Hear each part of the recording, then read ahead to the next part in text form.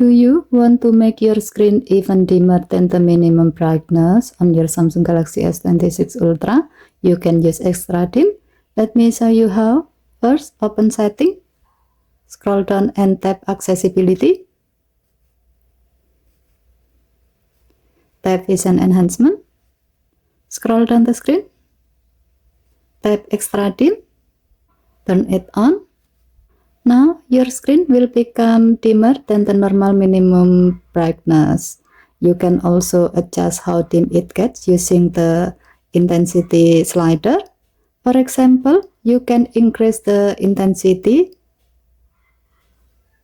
if you are using your phone in a very dark environment like at night. There's also an option to turn it off after restart, which will disable extra dim automatically when you restart your phone.